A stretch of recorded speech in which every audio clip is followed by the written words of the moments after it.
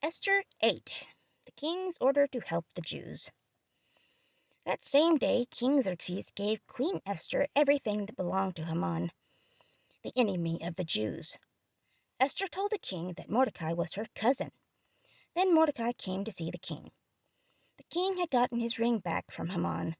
The king took the ring off his finger and gave it to Mordecai. Then Esther put Mordecai in charge of everything that belonged to Haman. Then Esther spoke to the king again. She fell at the king's feet and began crying. She begged the king to cancel the evil plan of Haman the Agagite. Haman had thought up the plan to hurt the Jews. Then the king held out the gold scepter to Esther. Esther got up and stood in front of the king. Then she said, "King, if you like me and it pleases you, please do this for me. Please do this if you think it is a good idea. If the king is happy with me, please write a command that would stop the command Haman sent out. Haman the Agagite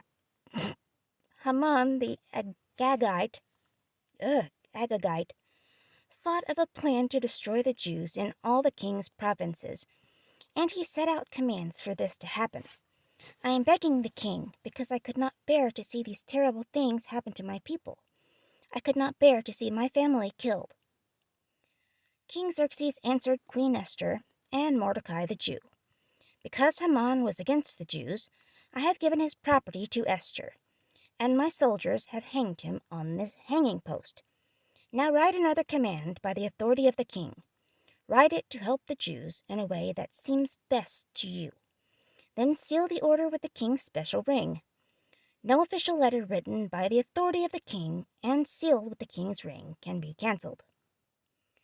Very quickly, the king's secretaries were called. This was done on the 23rd day of the 3rd month, the month of Sivan. They wrote out all of Mordecai's commands to the Jews and to the satraps, the governors and officials of the 127 provinces. These provinces reached from India to Ethiopia. The commands were written in the language of each province and translated into the language of each group of people. The commands were written to the Jews in their own language and alphabet.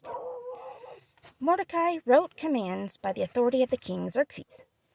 Then he sealed the letters with the king's ring and sent them by messengers on horses. The messengers rode fast horses, which were raised especially for the king. The king's commands in the letters said this: "The Jews in every city have the right to gather together to protect themselves. They have the right to ruin, kill, and completely destroy an army from any group who might attack them and their women and children. And the Jews have the right to take and destroy the property of their enemies." The day set for the Jews to do this was the 13th day of the 12th month, the month of Adar. They were permitted to do this in all King Xerxes' provinces. A copy of the letter with the king's command was to be sent out. It became a law in every province. They announced it to all the people of every nation living in the kingdom. They did this so the Jews would be ready for that special day. They would be allowed to pay their enemies back. The messengers hurried out, riding on the king's horses.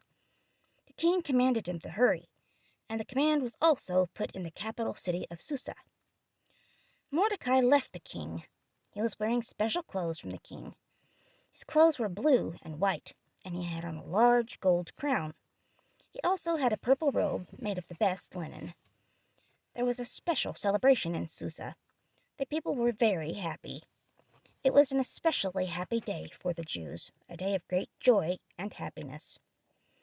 Wherever the king's command went in every province and every city, there was joy and gladness among the Jews.